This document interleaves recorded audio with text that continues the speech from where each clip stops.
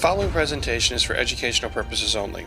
All examples and analysis are intended for these purposes and should not be considered as specific investment or trading advice. All examples are for the purposes of teaching and are not intended to suggest future results. The risk of loss in trading securities, options, futures, forex, and cryptocurrencies can be substantial. Individuals must consider all relevant risk factors, including their own personal financial situation, before trading. Options, futures, and forex are considered more sophisticated investment vehicles due to high leverage and are not suitable for all investors.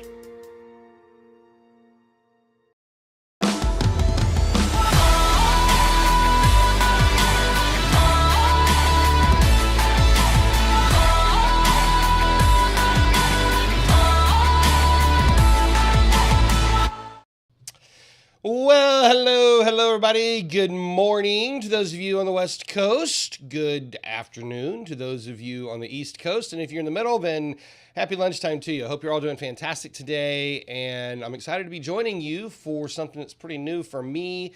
And obviously, if you've been following the Trade Maestro channel for a while, it's new to the channel because we've never done this before. Not quite like this. We've done live streams, but historically we've done like little 3-day challenges or stuff like that. And what we're starting today is potentially infinite. Like, I don't really have a end date for this. I've had a vision, I've had an idea for it for quite a while for what we're going to start rolling out. And, I guess you could say today's kind of like a pilot, a beta. It's going to evolve from here. And a big evolution is going to happen a week from today, which I'll talk about in just a moment. But so I'm glad to have you with me. I don't expect huge numbers today, but, it looks like we've got about 9 or 10 right now. And, it's where we start, right? And as we get rolling here and we get some more momentum, the plan is to go live every day and do a show at noon Central Time. I'm in Central Time Zone here, so I usually put times in Central. And that's the plan. And kind of here's the idea, the format, at least to get started here. What we're going to do is reduce some market overview, market updates, and then I'm going to do some teaching every day. And that core teaching, it'll be some days shorter. It might be 10 minutes one day, and it might be 20 or 30 minutes another day. And then on the back side of that, we're looking at doing application of the teaching that I just did. And then, depending on what kind of engagement we have, question and answer. So that's that. And I think it's going to be great. As I said, I'm sure it's going to evolve quite a bit. But if you're here, one of the best things that we can do, one of the things you can do to help me, is be engaged. So, drop something in the chat like, hey, I can hear you really well. Your shirt looks nice and white, or, something that you feel like you can put in the chat. And then that will help the engagement, and YouTube will think that we're really special, and they might push us out so strangers even discover that we're live today. All right, so with that kind of as a preamble, for those of you who may not know me, I forgot to do this. My name is Jeremy Whaley. I'm founder of Trade Maestro. You can find us over at trademaestro.com, trademaestro.com. And I am sometimes referred to as the Chief Maestro. What we're going to do is we're going to focus on teaching trading, teaching you ins and outs and different ideas, different techniques for how to approach the market, how to trade the market, and ultimately how to beat the market. That is the outcome. And so today, as I said, we're going to start off with a little market analysis. Let's see if our screens are all working here. I'm streaming to YouTube and to Facebook right now. And I'm using a software that I'm pretty familiar with called Ecamm, but I haven't done a lot of live streams with it. So we'll see if we have some hiccups, but that happens, right? It happens. So I don't know if anybody's over on Facebook. One day I will get everything actually working, and I can bring all the comments into Ecamm, and I can actually share them with you. And my plan is to expand it out as well, and we'll live stream on LinkedIn and some other platforms, including Rumble. I know a lot of you like Rumble. I like Rumble too. Rumble's a really great platform. But for today, we're starting with YouTube, and anybody that's over there on Facebook that is not a bot. I think Facebook is like 90% bots now. Anyway, as you can see here, the market is mostly green today. If you happen to be one of my regular members over at Trade Maestro, you heard us last night in our Profit Picks live course, and we were talking about what we were anticipating for the week, and we were pretty bullish, relatively bullish. We talked a lot about this picture right here. This is the Dow Jones Industrial Average, and I'm just going to give you a little bit of a market update. For those of you who haven't been following me for a while, there's been a lot of fear. We'll just say a lot of freakouts over all these bearish movements and, you know, the big sell-offs. And of course, you got all the news media and the people that are saying that it's all the tariffs and it's a trade war. Donald Trump's ruining the world. No, it's really not. If you can zoom out and not see the forest for the trees, if you can actually zoom out and see the real big picture here, what we've got is we have a chart pattern here that's called a consolidation. It's called a channel. It's one of the many patterns that we teach and we work with. This was a little bit of an outlier, but it's very typical in consolidations for this to happen. And right now, based on indicators and based on the chart patterns, the most probable direction is actually for the Dow to increase in value over the next several, we'll say 2 to 4, 5, 6 weeks and trade back up near or exactly to or slightly above the 45,000 range. And if the pattern holds true, then when we get there, what we'll see is a turn back down to the downside.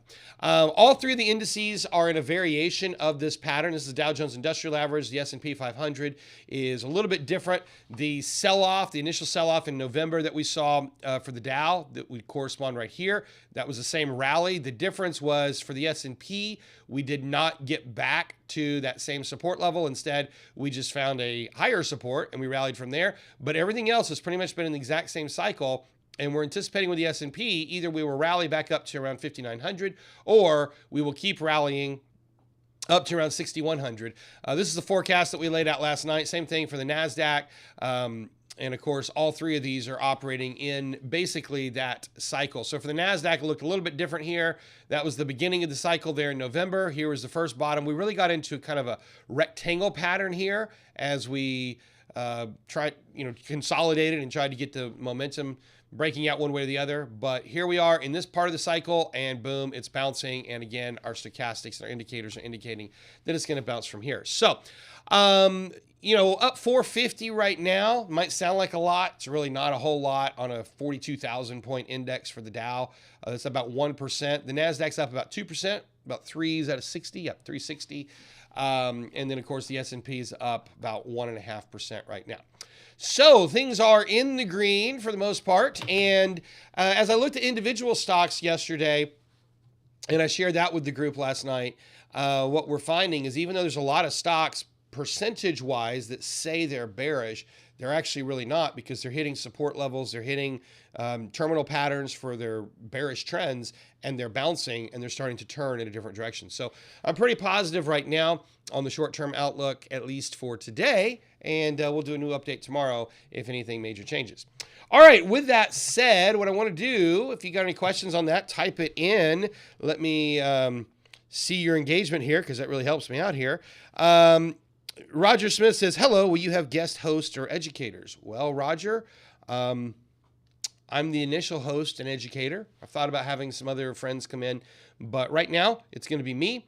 And, if you got questions, you got requests, then obviously type it in there and I'll see if I can't fulfill it for you. All right. What I want to do for today, I said I would share with you some things that are coming up a week from today. And one of those things is, yes, we're going to be live every day this week. We're going to be live every day next week. And for the next 4 weeks at a minimum.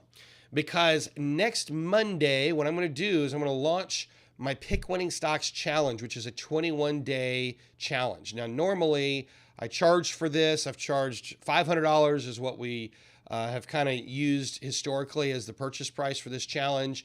It is included with a Trade Maestro membership for people who join Trade Maestro. They get access to the challenge. But what I'm going to do, as far as I'm concerned right now, it's the only time I'm ever going to do this because it is premium content. It is the entirety of my core training system. But what I'm going to do is I'm going to teach it live in these live streams. And so just like I did a market update just now, that's going to be our format. And then I'm going to come in, I'm going to teach the lesson for the day, and then we'll talk about it and take any action steps that are necessary. So as kind of a warm up for that, what I want to do is I want to share some ideas and some thoughts for you and with you about why is it that most traders pick losing trades. And how do we fix it? Because this is the number one question I get from people is they want to know, how do I find winning stocks? Or how do I find winning crypto? And yes, I know I'm talking about stocks a lot because that's the primary market that most of my customers are in. But everything I'm going to teach today and everything I'm going to do throughout the Pick Winning Stocks Challenge applies directly to crypto. It applies, for the most part, directly to futures and to foreign currency, Forex trades, really any type of trading that you're going to do. Because what I'm going to teach is I'm going to teach you the system for analysis and analyzing what the trade is doing. So today I want to kind of start with this idea of why is it that most traders pick losing trades and how do I fix it? And, that's the $1 million question, right? How do I find a trade that's going to go up? How do I find a stock that's going to go up? How do I find a cryptocurrency that's going to go up? Whatever the trade is, how do I find one? And here is the cold hard facts. The cold hard facts are most traders pick losing stocks, or they pick losing crypto, or they pick losing futures trades, whatever it is. The statistics are not very good. And guess who's got the worst numbers? The worst numbers don't belong to Roger. They don't belong to Bob in Idaho. They belong to the so-called professionals. This is a study that Standard & Poor's has put out for years. It's called the SPIVA study. They update it twice a year. And you can see over a 15-year period of time, only 10% of so-called professionally managed funds actually outperform the S&P 500. Now, if you look at the 1-year data on this study, it shows about 40%. So 1 year, it's like, well, it's not too bad. And if you ever go talk to a so-called professional, what are they going to tell you? They're going to tell you that you got to give them your money and you got to leave it with them for a long time. What this study shows is that the longer you leave your money with those so-called professionals, the worse the statistics get. It's so bad now that they stopped publishing the 20-year data, because I'm sure that all these professionals started screaming at SPIVA and saying, you can't publish this data, because it gets so bad that over 20 years and over 25 years, it's less than 5% of so-called professionals can match or beat the S&P 500. What does that mean? It means that from a statistical standpoint, you, with some very basic skills, can beat the market better than the so-called professionals. And here's what's also a fact. It's a fact that most people don't choose winning trades. It's also a fact that it does not have to be this way. And so what I want to address is why does this happen? And even for people that I've worked with for years, some of them still continue to kind of self-sabotage. It's kind of a mystery to me after, I've been trading since 1999. I've been teaching people since 2009. So whatever that time frame is, 15, 16 years now. And it's kind of a mystery to me sometimes how some of the things that we say over and over again, sometimes it takes people months or years to let it actually sink in. It's not that we're teaching the wrong thing. It's that they're just not applying it. And, that's just the reality. So what I want you to know is it doesn't have to be this way. It doesn't have to be hard. It actually can be quite easy. But let's talk about some of the reasons that most traders pick losing trades and how they self-sabotage. One of the things that traders tend to do is they tend to chase the hype. They tend to chase the hype. In fact, I don't know if this is the number one reason, but it's certainly one of the top 2 or 3 reasons why traders choose losing trades. If you turn on the television screen, if you turn on, today it's YouTube, it's X or Twitter, the social media platform formerly known as Twitter. You turn on any media outlet where people are talking about financial things, and what are they doing? They're talking about the hot issues of the day. So they're talking about NVIDIA, they're talking about Tesla, they're talking about Bitcoin, they're talking about, everything that's got so much excitement and hype around it in the moment. And then what happens is it brings people in. Media is an extremely powerful tool.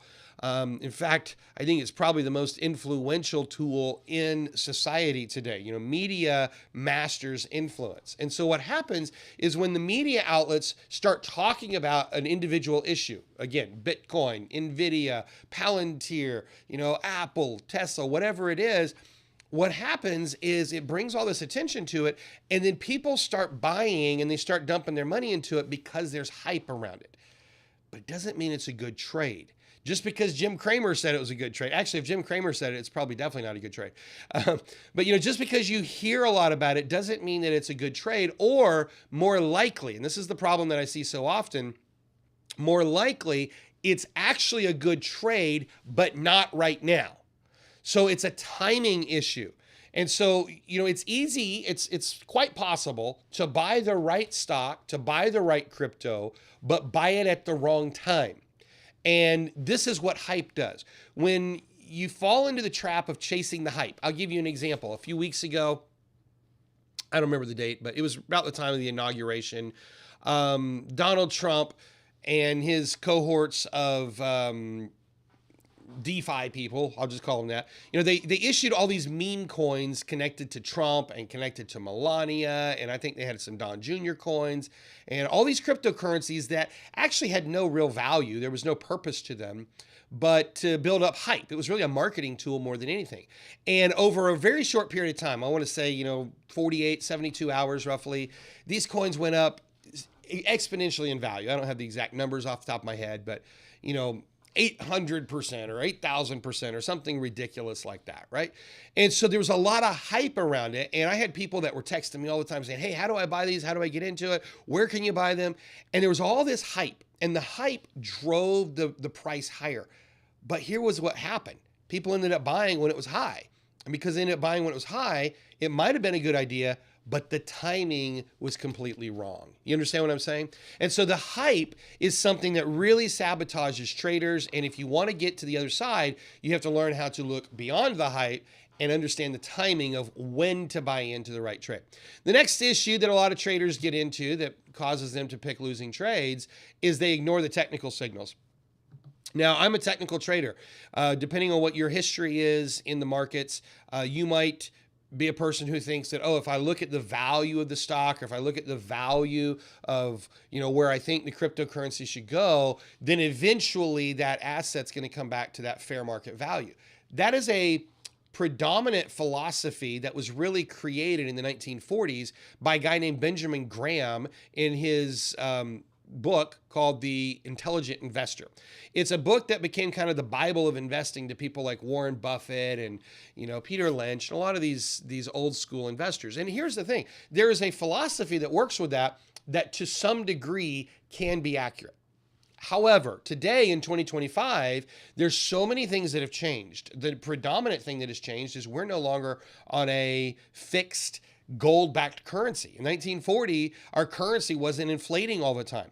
There's so many other dynamics of the economy that have changed that have thrown all of those fundamentals out the window. So like I say, gold-backed currency is one of them, or asset-backed currency is one of those things that has changed the landscape substantially since that time. Another thing that's changed the landscape is the internet, our ability to communicate and for word to spread, and technical analysis itself. Now, the study of technical analysis is well over 150, 200 years old. In fact, in many ways, it's some of the earliest forms of analysis, but it was kind of had a dark cloud over it during the we'll say during the early to mid part of the 20th century, because it wasn't easy. People had to handwrite charts, they had to hand draw it. And so what a lot of investors thought is they thought, well, if I can just get the value of the company, if I can look at the book value, then eventually the price is going to come back to that. But here's what's happened over time. What we've realized over time is just because there's a book value that says a stock should be worth something, it doesn't mean that we will ever trade at that price. Sometimes it trades 10, 20, 30, 40 times higher than that. Sometimes it trades at a fraction at it and it never comes back. The fundamental argument has been about as disproven as anything. And it's one of the reasons that statistic I shared with you earlier holds true. The statistic that only 10% of money managers can outperform the market. You say, well, how can they be so bad? Because they're following a flawed form of analysis. And that form of analysis is assuming what we call an efficient market, that the market's going to come back to its eventual value. But that's not how the market actually works. And if you follow me long enough, then I will lay out that argument for you and you'll start to understand it. But for now, just understand, why is it that traders pick losing trades? Well, they chase hype. Number two, they ignore technical signals. Number three, they start buying cheap stocks thinking it's a great deal. Who doesn't love a good deal? You see a stock, you're like, oh, it's cheap, it must be on sale. Not necessarily. The first thing that a stock does before it collapses is it looks cheap. and then it looks cheaper, and then it looks cheaper. And one of my favorite examples is Enron. All those years ago, if you're old enough to remember that, it's a company that went out of business.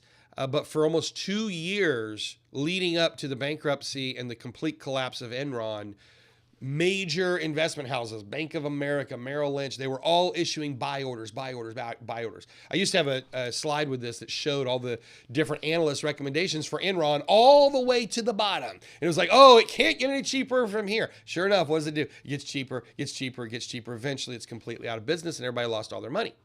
So just because a stock is cheap, it doesn't mean that it's a good deal. It doesn't mean that it's going to go up. Don't look for stocks just because they're cheap. Don't look for stocks just because you think it's undervalued and it's going to come back to a book value. Nope. These are actually the worst reasons to buy a stock. And then, of course, maybe my favorite, people just listen to experts, the so-called experts. I put that in quotes, Instead of looking at the market, instead of learning to interpret market data, they're out there following whatever expert they find. And I know this is kind of hard because people consider me an expert, but I'm not sitting here. My intention is not to sit here and tell you, oh, this stock's a buy, this crypto's a buy. What you're going to find from me every time is I'm educating you. I'm teaching you how to do the analysis yourself, because it is my core philosophy, and I believe it in my soul, that the educated investor, the educated trader is the profitable trader. So if you want to be a good trader, if you want to be a profitable trader, learn to do the analysis, learn how all the different ins and outs and dynamics of the market work, and then it's going to be a lot easier for you to get ahead and actually beat the market. And I'll teach you the strategies, I'll teach you the techniques over time. But again, for now, the message I want you to know is, why is it that traders pick losing stocks? Well, they don't trust themselves. They're chasing the hype. They're ignoring the signals. They're looking for cheap stocks. They're looking to other people for the information. And then maybe this is the most important. I don't know. All these are important, but most people don't have a real strategy. This is reality. Maybe if you've been trading crypto, you've heard the term HODL, hold on for dear life, HODL. It's basically this idea that you're going to buy something and you're going to hold it. The question is, for how long? At some point you need to cash it out so you have some money to work with, right? Just buying an asset and holding it doesn't do you a whole lot of good. Buying and hodling doesn't do you good. Traders, real traders who make real money in the market, they buy and sell constantly, and they take profits constantly. And yet what most retail individual traders do, and sadly enough, what most professional traders do, like I'm talking about the big firms, is they buy and hold, and they justify it saying that they've done their long-term analysis and they think this is the future. There's the fundamental analysis, right? They think this is the future price. Well, that's pure speculation. And how long are we going to wait to find out? 10 years, 15 years, 20 years? Well, you saw the statistics over 20 years, over 15 years, only 10% of so-called professional funds can beat the market.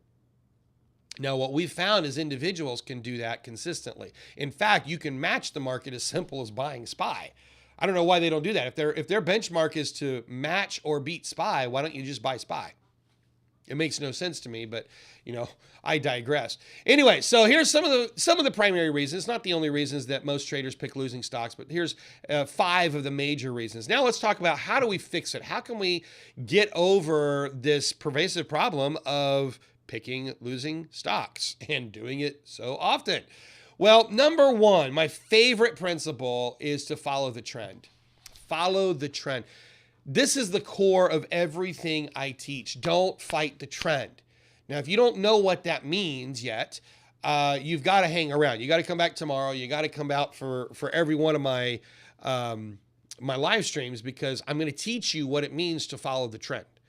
The trend, sometimes people say the trend is your friend. The trend is where all the momentum in the trade is going. And yet what fundamental traders do is they intentionally ignore trends. What fundamental traders do is they're trying to outsmart the trend. What a lot of traders will try to do is they'll say, because this trade has pulled back, now it's cheap, I'm going to buy it cheap. And they're trying to outsmart it, and they're fighting the very best friend that they've got in the market, which is the momentum of the trend. So I've got some great tools to show you how to do this. I've got some indicators that will give you that work in TradingView that will make it as simple as green and red. I mean, whenever you see when you see these tools and they say green, It's a go. We got the trend working in our favor, and we're just going to follow the rules to follow that. But if you are constantly fighting the trend, I like to say it's like a salmon swimming uphill, or not uphill, but upstream. You might have, how salmon during their lifetime, they swim out to the ocean, and then at the end of their life, they jump all the way back up the river that they were born in. And you say, well, they finally got home so they could spawn, right? But what happens right before they get home? They fought the trend, they fought the momentum all the way. And what happens? Waiting at the top of the mountain, at the top of the stream, is a grizzly bear that swallows the salmon whole. And he or she never got to spawn. That's kind of like fighting the trend. It's just not worth it. It's not worth it to fight so hard against the momentum. All right, next way that we fix it, the next step, is to use technical analysis. And I've kind of already talked a lot about this today, but technicals are your friend.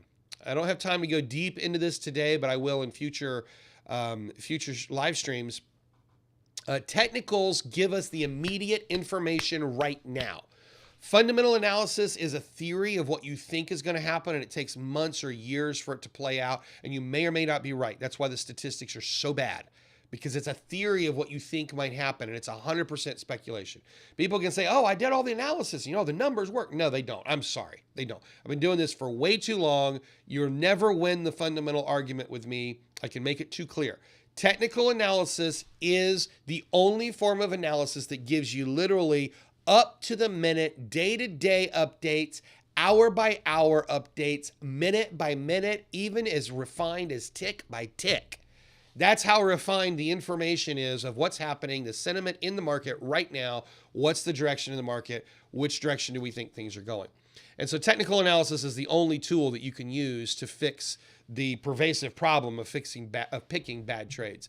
All right, the next one is have a clear entry and an exit plan before you trade. One of the greatest crimes, I think, that has ever been perpetuated on the financial world is this idea that if you hold a stock or if you hold a crypto or something, whatever it is that you've purchased, if you hold it long enough, eventually it will come back.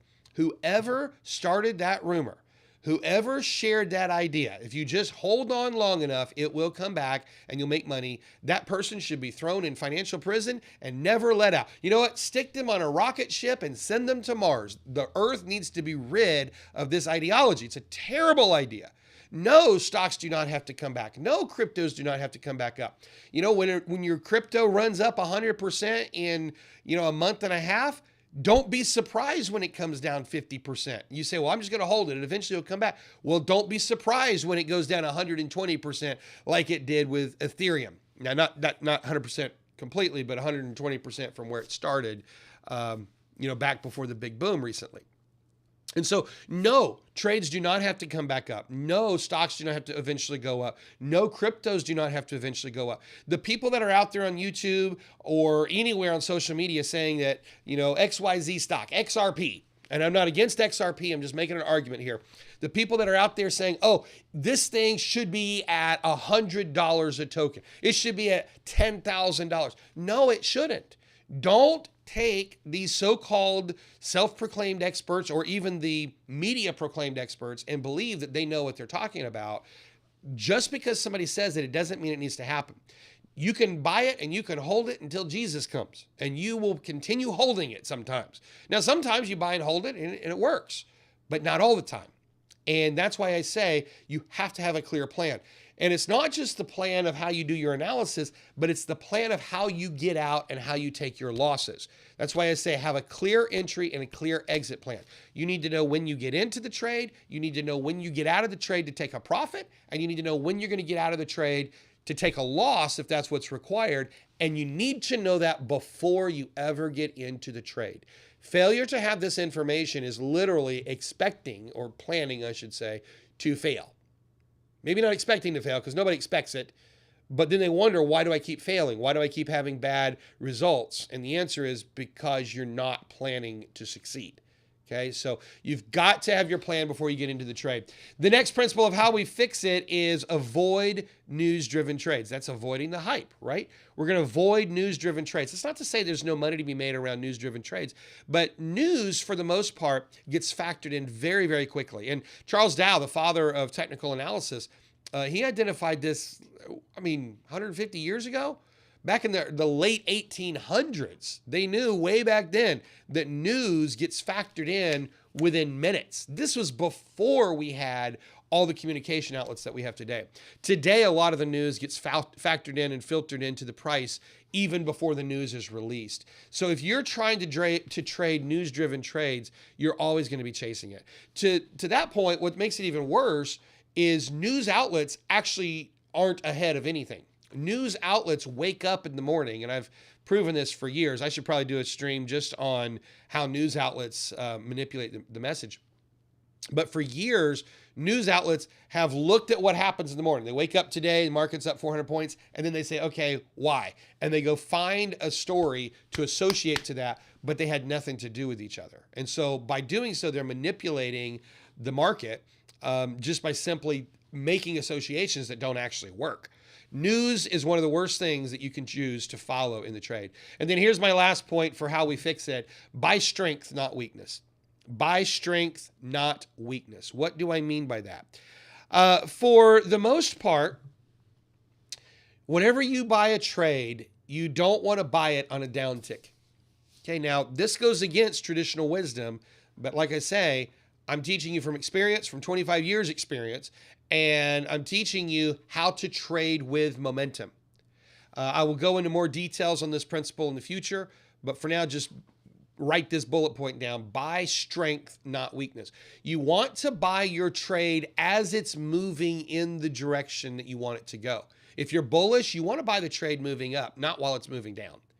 You say, well, it's going to cost more. I know it's going to cost more. It's going to have a higher probability of success. That's what it's going to have. So what do you want? Do you want to pay less, or do you want to have a higher probability of success? Do you want to win more, or do you want to, have the opportunity that you bought it cheaper, but then it still continues to fall? Because momentum, and one of the things you're going to learn in the Pick Winning Stocks Challenge, it takes a lot more energy to reverse a trend than it does to continue a trend. That's why we want to follow the trend. It's the first bullet point on here. Follow the trend. Trade with the momentum, not against it. That means we're going to buy strength, not buying when the trade looks weak. This flies in the face. It's contrary to what most people will tell you, but this is a much better plan. And if you want to learn how to pick winning stocks, you want to learn how to pick winning crypto, this is the philosophy of what you need to follow. So that sets us up. If you got some questions on any of that, go ahead and type it into the chat here. I'll do my best to answer it. For those of you who want to go deeper, if you say, hey, this sounds exciting, this is a primer for what I have already explained to you is going to start next Monday. That is the Pick Winning Stocks Challenge. Now, as I've already said, the Pick Winning Stocks Challenge, this is included in everybody's Trade Maestro membership. It's a premium course that we offer. But here's the deal. I'm going to give it away next week only. Next week only. First time I've ever done this completely for free, and I'm going to do it as part of this live stream series. One time only, live only on this channel. It's going to start next Monday, March 31st. So mark your calendars. You have to be here in person. I'm not sending out the recordings. I'm not going to be sitting here saying, oh, let me spoon feed you free great stuff. No, you show up, you get it. There will be no recordings sent out. If you want the recordings, then you can become a member at Trade Maestro. You can always become a member at Trade Maestro. To learn more, go over to trademaestro.com. Trade Maestro, it's maestr.com, trademaestro.com. And with that, that concludes what I wanted to share with you today. So if you have any questions to follow that up with, then feel free to type it in. If you don't, then mark your calendar, turn the notifications on. In fact, let's do that right now. If you've not subscribed to the channel, please subscribe to our YouTube channel here, or if you're over on Facebook, follow, subscribe, whatever you need to do on whichever platforms you're on, so that you can get your alerts. Turn on the notifications so that it tells you ding, ding, ding when it shows up. And then you can be here tomorrow, and you can be here the next day, and absolutely starting next week for the Pick Winning Stocks Challenge, you're going to want to be here live. I promise it will transform the way that you approach and the way that you trade the markets, okay? So thank you for joining me for this first episode, this first show, if you will. Let's look at some comments here, see if we've got any questions. A couple of you are just commenting on the commentary about not buying cheap stocks. Valid point, don't look for cheap. It's not a deal. Gene says it's cheap for a reason. It's cheap way before we find out why. That's exactly right. Yep. And Gene, what you're going to find out is when you learn to do the right analysis, eventually that analysis tells you way before the rest of the world figures it out. The news media always is late to the party. And I've got a whole training on that I'll share with you guys. But for now, this is enough to mull on. It's enough to think about. And I hope you got some value out of it. Again, be here tomorrow, same time, noon. Share it with your friends, share it with your family members. If you haven't done so, like and subscribe, follow. Go over to trademaestro.com and get signed up over there. And if you're on the mailing list, the email list, then we'll send you an email reminder as well. All right, folks, thanks for being here. I appreciate every one of you. And again, if you got any questions, please feel free to send me an email. If you didn't get it typed into the chat here, Jeremy at TradeMaestro or help@trademaestro.com, either one of those. And I look forward to seeing you guys tomorrow. Until then, happy trading to all of you. We'll talk to you soon. Have a great day.